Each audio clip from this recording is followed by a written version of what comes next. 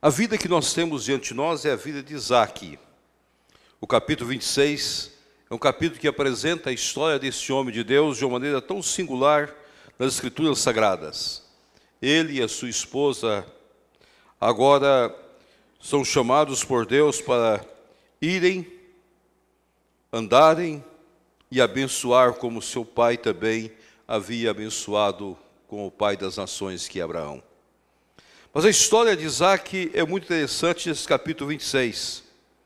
Esse é o único capítulo e o único lugar na Bíblia que nós encontramos essa expressão: tu és o abençoado de Deus. O homem que fez diferença aonde ele estava. O homem que mudou as estruturas do lugar aonde Deus o colocou. O homem de fato que foi uma vida abençoada, mas nós não somos vidas abençoadas só para nós. O Evangelho faz uma mudança radical nas nossas vidas. Eu gostaria que vocês pudessem recordar que o Evangelho mostra-nos que nós temos um compromisso aonde nós estamos. E não somente aonde nós estamos, mas com o mundo que nos cerca. Por isso que o desafio nosso é sermos bênçãos para as nações. E este momento central da vida de Isaque. Agora ele e a sua esposa chegaram ao reino de Abimeleque, a terra de Gerar. O desejo deles era de passar de Gerar, ir para o Egito. Eles estavam passando pela terra de Gerar. A terra de Gerar era uma terra seca, difícil. Isaque era o homem que cuidava do campo. A sua visão era cuidar do seu rebanho e dar o melhor para o seu rebanho. Mas ele deveria procurar uma terra mais propícia. Era períodos de seca. Não havia água naquele lugar. Não havia condições de cuidar do seu rebanho. Não havia condições de plantar. Isaque, então, naquele momento, deveria decidir se deixaria Gerar e iria até o Egito. Nesse momento, o Senhor fala com Isaque. Se os irmãos olharem no capítulo 26, logo no início, o Senhor aparece a Isaque no verso 2 e disse: não desças ao Egito, fica na terra que eu te disser. Uma vida abençoada, meus queridos, é uma vida dirigida pela soberania de Deus. E o maior desafio da soberania de Deus é obedecermos a Deus, mesmo que as coisas pareçam tão difíceis aos nossos olhos. Não é obedecer a Deus quando as coisas estão fáceis, mas obedecer a Deus mesmo que as coisas sejam difíceis, dificílimas diante de nós. Isaque, fique aí. Esse é o lugar aí. E é aí que eu vou cuidar do Senhor. É a soberania de Deus dirigindo todas as coisas. É como Calvino passando por Genebra. O seu desejo não era Genebra, ele nem sentiria que deveria ser pastor de Genebra. O seu desejo era ir até Estrasburgo e ali em Estrasburgo começar a escrever os seus livros. Genebra era um lugar, naquela época do século XVI, aos olhos de Calvino, simplesmente um lugar de passagem. Mas Deus levanta um homem, Guilherme de Farel. E Farel procura Calvino e diz: Calvino, é para você ficar aqui. E Calvino é muitas vezes como nós, como eu, como você. Ele era um homem normal como qualquer um de nós. E Calvino diz: não, eu não vou ficar em Genebra. Genebra tem muitas guerras, uma cidade difícil. Estrasburgo é uma cidade de refúgio, está tudo pronto. Eu vou poder chegar em Estrasburgo e vou escrever, vou pesquisar, vou continuar na minha vida de literato, não vou me preocupar com a reforma nesses dias. Naquele momento, Guilherme Farel fez uma coisa que creio que só o pastor Cole faria. Não sei se eu conseguiria fazer o que ele fez. E só: ou você fica aqui, eu mando um raio do céu sobre a sua cabeça. Ou você fica aqui, eu mando um raio do céu. Calvino assustou com aquela expressão. Ele não era nenhum místico, mas assustou com a expressão. E viu que Deus estava falando para o Guilherme Farel. E ali ficou em Genebra. Ficou 3 anos, foi expulso. Depois de 3 anos retornou e ficou toda a sua vida e fez a grande reforma protestante, abençoando o mundo todo. Obedeceu a despeito dos lugares difíceis, das intempéries. Deus poderia mudar a história de Gerar? Poderia. Não é este o caso. O que era importante é que Isaac ficasse com a sua família ali. Se você quer ser uma vida abençoada, você precisa compreender isso. Na soberania de Deus, Deus pode estar dizendo para você: fique, ou vá. Entenda o que Deus quer que você obedeça. Não faça a sua vontade, mas faça a vontade de Deus. À luz das Escrituras Sagradas, compreenda o que Deus está falando no seu coração. Pesquise, entenda. Qual o projeto de Deus para a sua vida? Aconteceu com a vida do pastor Cole também. Um dia Deus disse para ele: fique aqui, plante uma igreja. Mas Senhor, se é difícil, comece uma igreja, faça o ministério seu. É assim que Deus trabalha nas nossas vidas. Muitas vezes há lugares muito mais próprios para nós, mas Deus nos quer nos lugares áridos, para que a bênção dele seja maior nas nossas vidas.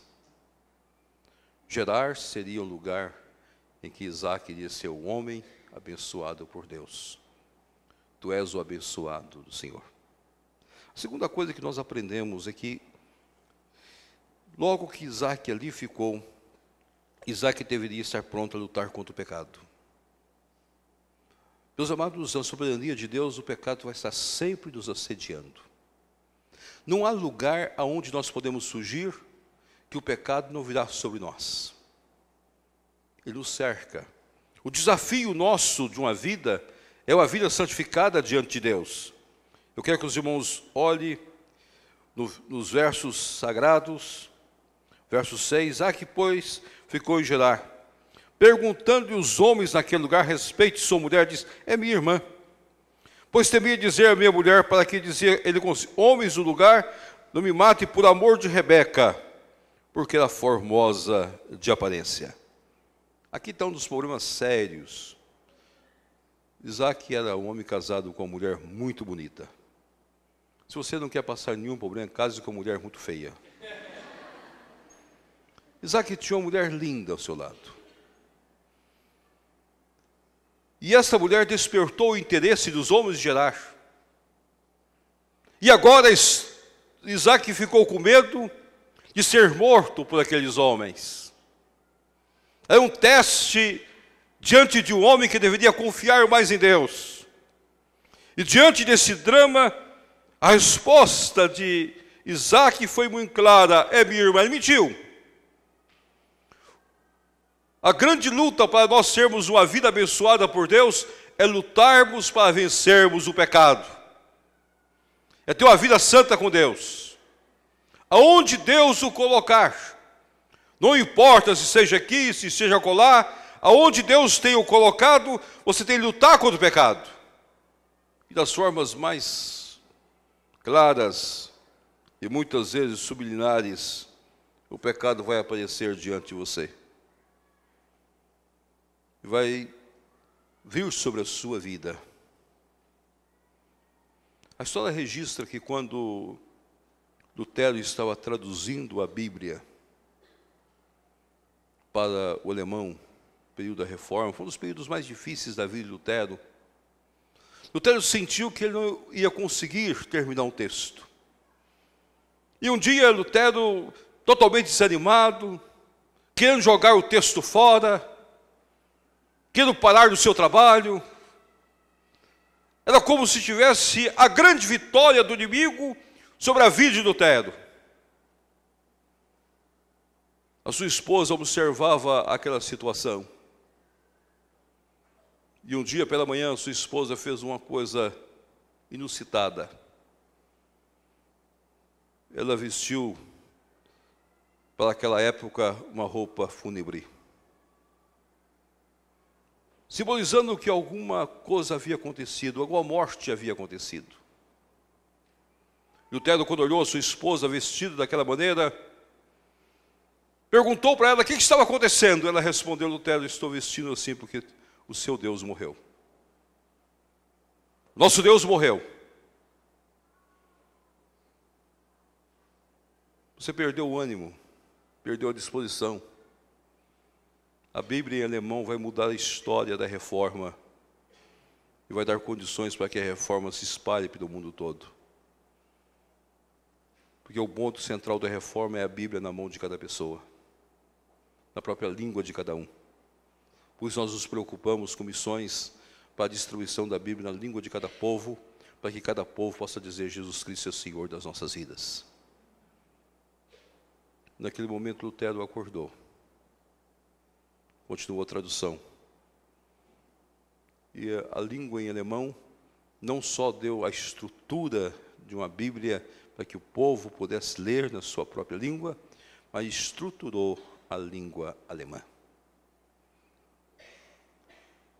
O primeiro documento que estruturou completamente a língua alemã foi a Bíblia, traduzida por Lutero e colocada na mão do povo.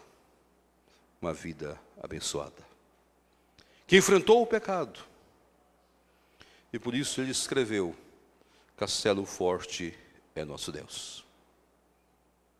O inimigo pode vir com as suas setas, pode nos tentar, mas se nós estamos no Senhor, se nós estamos cercados pela graça, pelo poder, pela misericórdia, pela direção sábia de um Deus santo, se confiam no Senhor, são como o monte Sião. Será que nós temos olhado dessa maneira? Eu levo os meus olhos para os montes, de onde me virá o socorro? O meu socorro vem do Senhor, que fez os céus e a terra. Pois o Senhor Jesus Cristo se apresenta como Deus conosco, o Deus presente nas nossas vidas. Vidas abençoadas da soberania de Deus. Obedecem ao Senhor, mesmo os desafios das intempéries da vida, enfrentam o pecado, as tentações, as preocupações, mas uma vida abençoada por Deus, ou vidas abençoadas por Deus, convive com problemas externos e internos. Nossa vida não está isenta de problemas. Se os irmãos olharem o texto, depois os irmãos em casa vão gastar tempo para pesquisar esse texto, e vão descobrir que o grande problema foi buscar água, encontrar água. Isaac tomou a decisão: eu vou reabrir os poços, eu vou reabrir, uma linguagem nossa brasileira, eu vou abrir as cisternas que meu pai furou. Abrir um poço naquela época não era uma coisa tão simples como nós temos nossas máquinas hoje. Nosso engenheiro vai lá, calcula o lugar exato, temos a sonda vai, faz o trabalho, pode alcançar vários metros, vai até a profundidade, vai até a rocha. Não era assim naquela época. Eles não tinham sondas como nós temos hoje. E nem Isaac tinha nenhum engenheiro ao lado dele. Eu não sei como descobrir aonde estava o veio da água para abrir. Era uma terra seca, era a região de Gerar, a região do deserto. Mas Isaac abriu o poço com muita dificuldade.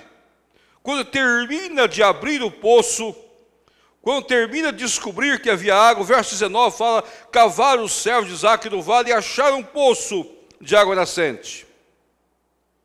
Aí os pastores de Gerar vieram: esta água é nossa.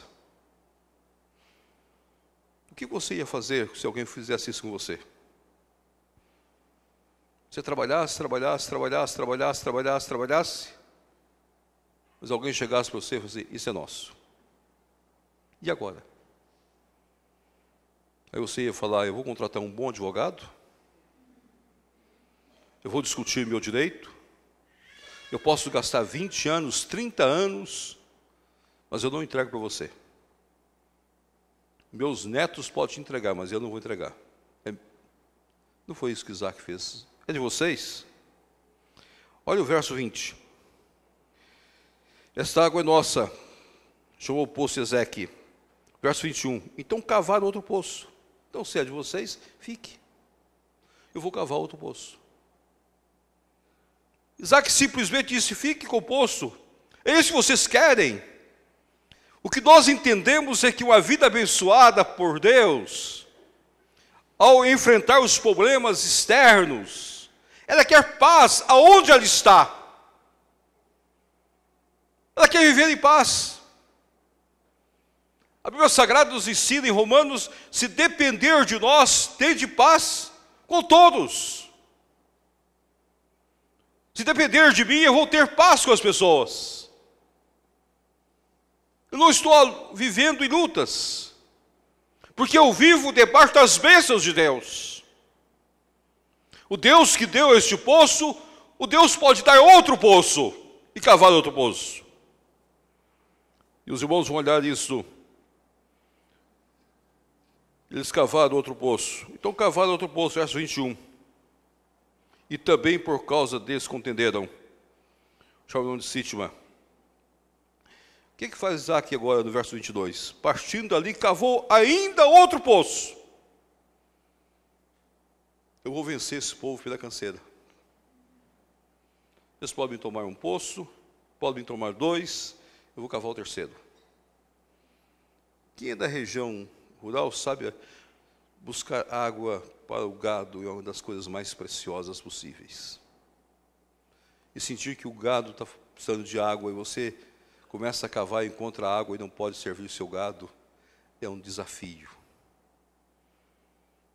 Ele perdeu o primeiro, perdeu o segundo, partindo ali cavou ainda outro poço. Por isso não contenderam. E chamou-lhe Rebeote e disse, porque agora nos deu lugar o Senhor, e prosperaremos na terra. Ali estava a bênção de Deus. Chegou o momento de Deus. Quando os problemas externos surgirem na sua vida, tenha perseverança, tenha paciência, mas procure a paz. A paz é o ponto principal das nossas vidas. Nós lutamos pela paz. E devemos lutar sempre pela paz. Nós só podemos enfrentar guerras quando nós já lutamos, defendemos, e as guerras existem quando nós não conseguimos mais estabelecer a paz. Mas se depender de nós, nós vamos ter paz com todas as pessoas. Porque as bênçãos vêm do alto, vêm da graça, da misericórdia de Deus. Esse é o ponto central para as nossas vidas. Ali estava um homem. E por isso os irmãos continuar lendo, ele começa a semear. E na sua colheita ele colhe, ele planta 1 e colhe 100. O fruto acontece um grande milagre de Deus. Não sei se algum irmão já experimentou na sua vida, no tempo de paz, como Deus multiplica as suas coisas. Você não sabe de onde Deus manda as bênçãos. Você começa a olhar a sua vida e começa a perguntar, o que está acontecendo? Por que Deus está fazendo assim comigo? É o Deus que trabalha nas nossas vidas ou é nós que trabalhamos? Por isso que o Salmo 127 é o salmo que todos nós devemos decorá-lo. E é nesse salmo uma das coisas mais lindas das Escrituras Sagradas, que fala que Deus nos sustenta. Inútil você levantar tarde, inútil você levantar cedo, repousar tarde, comer o pão que penosamente granjeastes, aos seus amados, Deus o dá enquanto dormem. É Deus que nutre as nossas vidas. É Deus que cuida de nós. Nós vencemos as guerras pela paz. O mundo quer vencer as guerras com guerras e se destrói. Nós vencemos as guerras com a paz. pois Isaac é conhecido como o homem da paz na Bíblia Sagrada. Mas é interessante se esse capítulo 26 terminasse no verso 33. Eu gostaria que os irmãos olhassem o verso 33. Ao poço chamou-lhe Seba, por isso Berseba, e o nome daquela cidade até o dia de hoje. Está lá escrito. Ao poço chamou-lhe Seba, por isso Berseba é o nome daquela cidade até o dia de hoje. Se esse capítulo terminasse aqui, nós teríamos o texto mais perfeito das Escrituras Sagradas. Mas a vida não é assim, meus amados. Nas nossas vidas nós não só temos problemas externos, nós temos problemas internos. Problemas que podem surgir dentro da nossa própria casa. Leia agora, meus irmãos, versos 34 e 35. Tendo Esaú 40 anos de idade, tomou por esposa Judite, filha de Beeri, Eteu, e a Bessamate, filha de Elon, Eteu. Ambas se tornaram amargura de espírito para Isaque e para Rebeca. Naqueles dias, podiam os filhos e as pessoas terem mais de um casamento. No Novo Testamento nós encontramos que Deus mostrou a nós que o projeto de Deus é ter uma única esposa e um único marido. Naqueles dias era permitido. Jesus deixou bem claro a nós que deixou um pai e mãe e se une à sua esposa, tornando os dois uma só pessoa ou um só ser. Esaú casou-se com duas jovens. Tomou por esposa Judite e tomou por esposa Bessamate. As duas se tornaram amargura de espírito para Isaque e Rebeca. Nossas vidas, nós temos problemas internos. Aqui foi o casamento dos filhos, do filho. Muitas vezes nós devemos entender isso nas nossas vidas. Pode ser uma enfermidade que você não espera que venha sobre as suas vidas. Esses dias encontrei um jovem médico com 41 anos que descobriu que ele está com câncer. Tem todas as condições. Jovem médico, fez vários cursos, está na maturidade dos dias, tem um amplo trabalho no hospital, agora descobre que está com câncer. E um câncer difícil de ser tratado. Há poucos dias, um jovem pastor de nossa igreja, com seus 33 anos, 34 anos, sentiu-se mal, foi ao médico, começou os seus exames e descobriu que ele estava com câncer e está em tratamento. Uma igreja vibrante no estado do Rio de Janeiro, uma igreja abençoada. Um dos homens está plantando uma igreja diferenciada pela graça do Senhor. Problemas internos, que nós muitas vezes não procuramos com as nossas mãos, mas vem sobre nós. É hora de nós administrarmos esses problemas. Vidas abençoadas são vidas que vivem em paz com os problemas externos e com os problemas internos, porque tudo está na soberania de Deus. Sabemos que todas as coisas cooperam para o bem daqueles que amam a Deus, daqueles que são chamados segundo o seu propósito. Não somos nós que determinamos nossas vidas, mas é a graça de Deus, é o poder de Deus, é a misericórdia de Deus. Vidas abençoadas. Meu querido, que a sua vida seja abençoada por Deus. E nas lutas você possa ter paz, possa saber que o Deus soberano dirige todas as coisas. Hoje nós vamos ordenar presbíteros para esta igreja. E que esses presbíteros sejam vidas como foi a de Isaque. Vidas que vão fazer diferença na honra e na glória do Senhor. homens diferenciados pela graça de Deus. E que cada um dos senhores e das senhoras possam ser vidas abençoadas pelo Senhor. Nos momentos mais difíceis da vida, obedeça o Senhor. Diz a sua palavra. Mesmo que as intempéries, mesmo que as circunstâncias sejam diferenciadas. Enfrente o pecado e seja vitorioso sobre o pecado, porque o Senhor está com você. E mais do que isso, nos problemas externos e internos, tenha paz, porque a soberania de Deus dirige todas as coisas. Que Deus os abençoe. Amém.